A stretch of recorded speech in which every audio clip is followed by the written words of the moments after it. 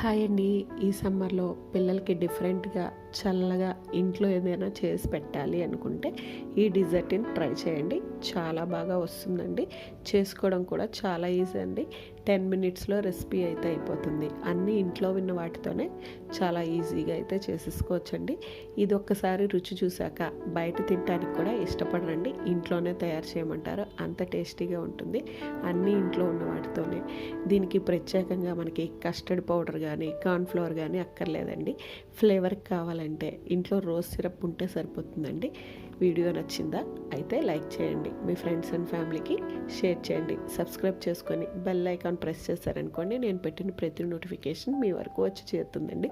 ఈ వీడియో యొక్క full link వచ్చి కింద డిస్క్రిప్షన్లో ఇస్తాను. ఒక్కసారి అయితే ట్రై చేయండి. ట్రై చేశాక ఎలా వచ్చిందనేది నాకు కామెంట్ సెక్షన్లో కూడా పెట్టండి. మీకు వీడియో నచ్చిందనుకోండి, చిన్న రిక్వెస్ట్ అండి, సబ్స్క్రైబ్ చేసుకొని లైక్ చేసి నా వీడియోనైతే ఇంకొంతమందికి ఫార్వర్డ్ చేయండి. Thank you so much for watching.